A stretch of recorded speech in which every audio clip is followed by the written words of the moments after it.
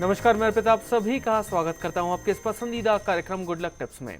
दर्शकों, हमारी हमेशा कोशिश रहती है आप सभी को नई जानकारी देने की और हर रोज लेकर आते हैं हम आप सभी के समस्याओं के समाधान। और इन दिनों हम आप सभी को नारद पुराण सुना रहे हैं। आज इसी की बात करेंगे आपके इस पसंदीदा कार्यक्रम गुड लक टिप्स में।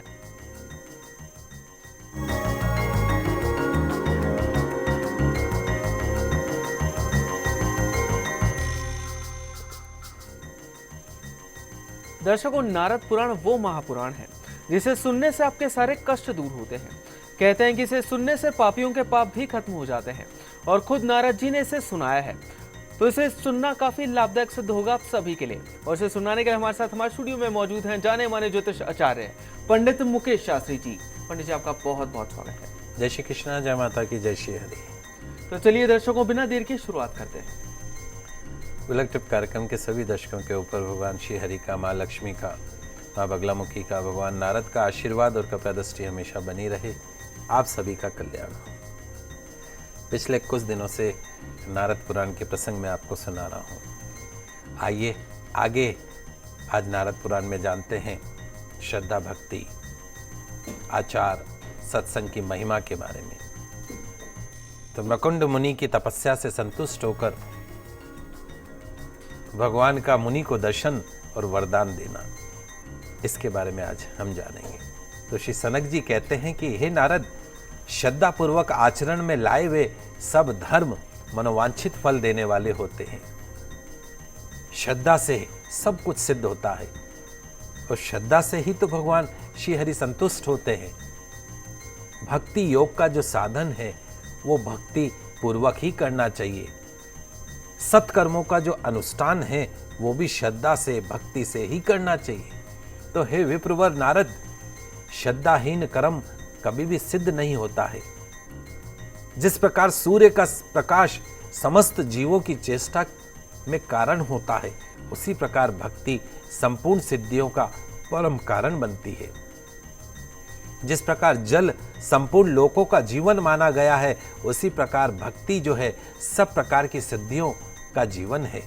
जैसे सब जीव जंतु पृथ्वी का आश्रय लेकर जीवन धारण करते हैं, ठीक उसी प्रकार भक्ति का सहारा लेकर सब कार्यों का साधन करना चाहिए।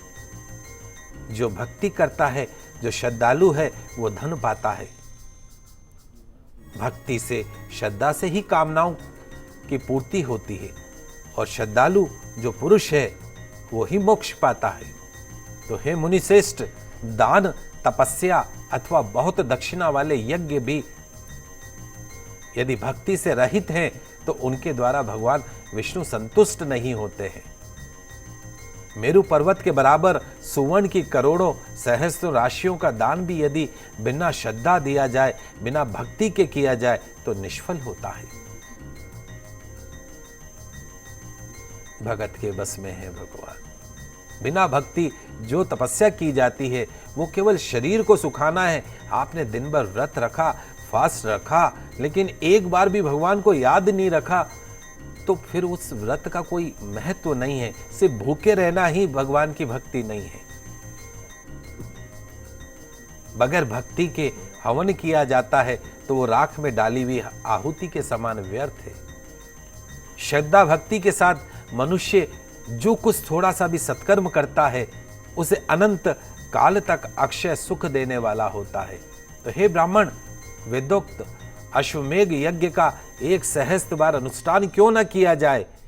यदि वो श्रद्धा से, भक्ति से रहित है तो सब का सब निष्फल हो जाता है। भगवान की उत्तम भक्ति मनुष्यों के लिए कामधेनु के समान मानी गई है। उसके रहते हुए अज्ञानी मनुष्य संसार रूपी विष का पान करते हैं। कितने आश्चर्य की बात है। तो हे ब्रह्मपुत्र नारद, इस असार संसार में 3 बातें ही सार हैं: सत्संग, भगवान विष्णु की भक्ति और सुख और दुख आदि द्वंद्वों को सहन करने का स्वभाव।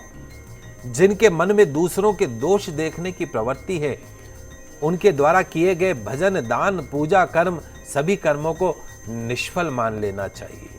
भगवान विष्णु उनसे बहुत दूर रहते हैं और जो दूसरों की संपत्ति देखकर मन ही मन जलते हैं, संतप्त होते हैं, जिनका चित्त, जिनका मन पाखंडपूर्ण आचारों में ही लगा रहता है, वे व्यर्थ कर्म करने वाले हैं।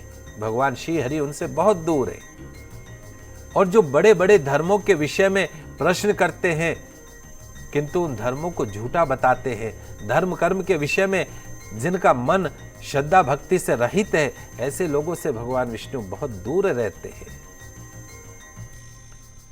धर्म का प्रतिपादन वेदों में किया गया है और वेद है साक्षात परम विष्णु नारायण का स्वरूप। अतः वेदों में अश्रद्धा रखने वाले हैं, उनसे भगवान बहुत दूर रहते हैं। आजकल के बच्चों को देखो, क्या भगवान के मंदिर, मैं नहीं मानता कोई भगवान।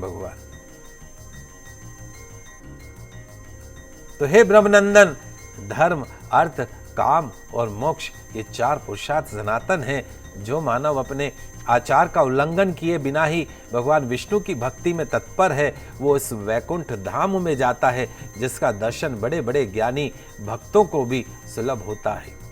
तो हे मुनीश्वर, जो अपने आश्रम के अनुकूल वेदोक्त धर्मों का पालन करते हुए भगवान विष्णु के भजन ध्यान में लगा रहता है, वो भगवान विष्णु के परम पद को प्राप्त करता है। आचार से ही तो धर्म प्रकट होता है, और धर्म के स्वामी कौन है? धर्म के स्वामी भगवान विष्णु है। अतः जो अपने आश्रम के आचार में संलग्न है, उसके द्वारा भगवान विष्णु सर्वदा पूजित होते हैं। जो 6 अंगों सहित वेदों और उपनिषदों का ज्ञात होकर भी अपने आचार से गिरा हुआ है, उसको पतित समझना चाहिए, क्योंकि वह धर्म कर्म से भ्रष्ट हो चुका है।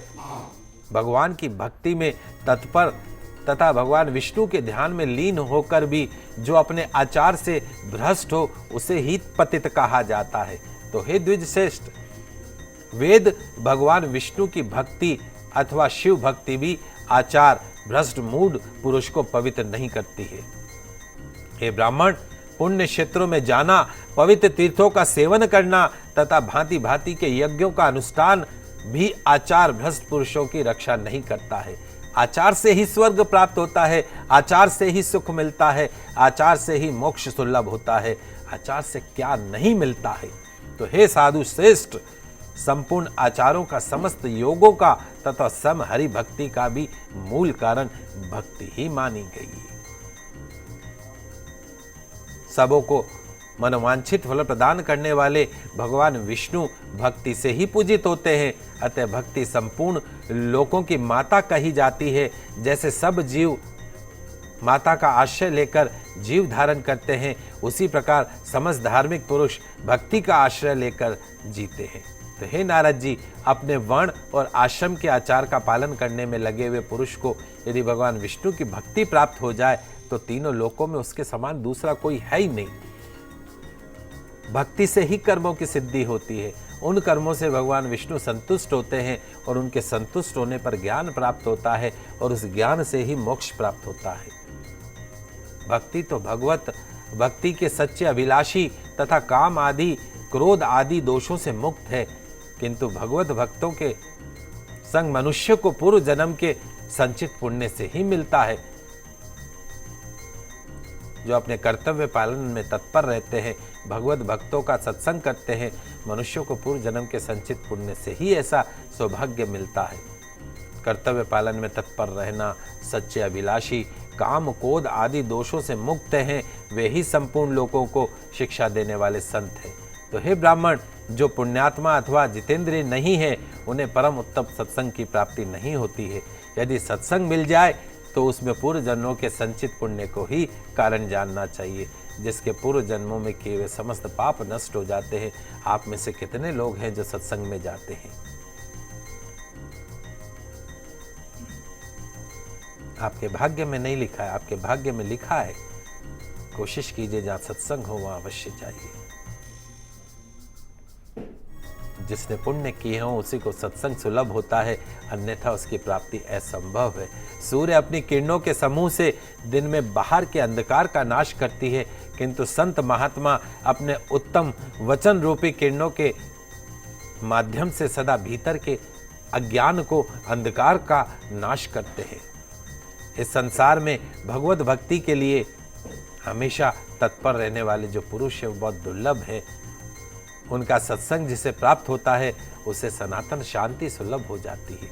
नारद जी पूछते हैं कि भगवत भक्त पुरुषों का क्या लक्षण है, वे कैसे कर्म करते हैं, उन्हें कैसे लोक की प्राप्ति होती है, ये सब आप मुझे यथार्थ रूप से समझाइए सनक जी महाराज। आप सुदर्शन चक्रधारी देवादिदेव लक्ष्मीपति भगवान विष्णु के भक्त हैं, अतः आप ही ये सब बातें मुझे बता सकते हैं। आपसे बढ़कर दूसरा तो और कोई है ही नहीं। वक्त हो चला एक छोटे से ब्रेक का, कहीं मत जाइएगा, जल्द वापस हाजिर होते हैं गुड लक टिप्स में।